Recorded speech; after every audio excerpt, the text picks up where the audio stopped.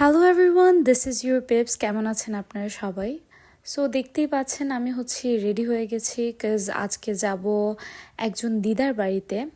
কারণ আমরা ফ্যামিলির সবাই মিলে বারণী স্নানে যাব, যার জন্য আমাদেরকে প্রথমে আমাদের দিদার বাড়িতে যেতে হবে। ওইখানে একদিন স্টে করে তারপর আমরা বারণীতে যাব। এর জন্য আমরা সবাই ফ্যামিলি সবাই মিলেই বের হয়ে গেছি। এখন সবাই গাড়িতে উঠছি।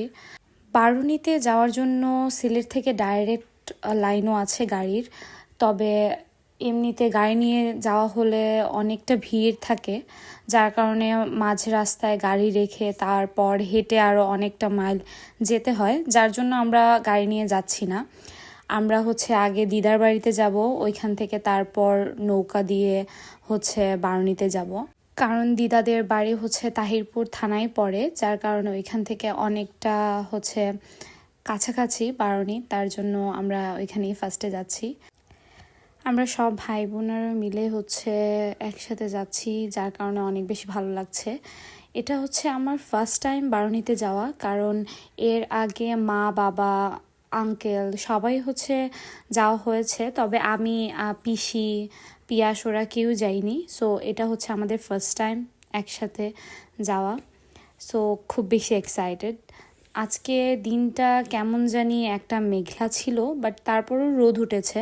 আমরা এখন চলে এসেছি দিদার বাড়িতে। সো আমরা সবাই গাড়ি থেকে আমাদের ব্যাকপ্যাকগুলা নিচে নামাচ্ছি। আর এখান অবধি আসা যায় গাড়ি নিয়ে, কজ যে সামনের যে ব্রিজটা আছে ওইখানে এখনও কাজ চলছে, মাটি অনেক নরম, যার কারণে গাড়ি নিয়ে একদম ভেতরে ঢোকা যায় না। তাই আমাদেরকে অনেকটা রাস্তা একটু হেঁটে যেতে হয়েছে। নর্মালি হেঁটে যাওয়াটা প্রবলেম না, তবে ব্যাগ ট্যাগ নিয়ে যাওয়াটা অনেকটা টাফ। সো এটা ওদের বাড়ি, অনেকটা খালি জায়গার মাঝখানে বাড়ি।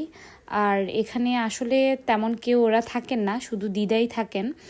আগে আঙ্কেলেরাও ছিলেন, তবে প্রীতম আঙ্কেল বেশিরভাগ সময় সিলেটে থাকতেন, যার কারণে এখানে থাকা হতো না।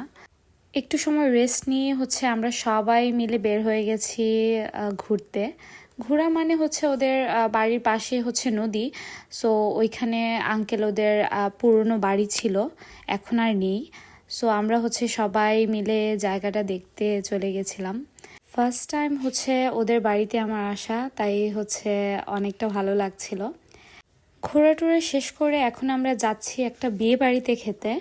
আঙ্কেল ওদের পাশের বাড়িতে আজকে বৌভাত ছিল, আর ওরাও আমাদেরকে ইনভাইট করেছিল সেখানে। সো আমরা সবাই খেতে চলে গেছিলাম, সবাই মিলে একসাথে খাচ্ছি। আর এদিকে আমি খাসি মাংস দিয়ে খাচ্ছি, বিকজ ইটস মাই ফেভারিট। খাওয়া দাওয়া শেষ করে অনেকটা টায়ার্ড লাগছিল, আর এদিকে আমি তিতলিকে বলছিলাম আমার মাথাটা একটু টিপে দেওয়ার জন্য, বিকজ অনেকটা পেইন হচ্ছিল।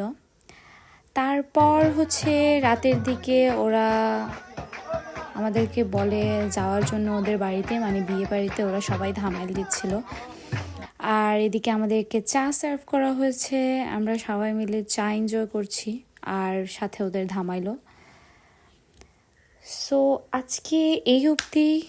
ভালো থাকবেন আপনারা সবাই, আর বারণীর ব্লগটা আমি পরের ভিডিওতে আপলোড করব। Thank you.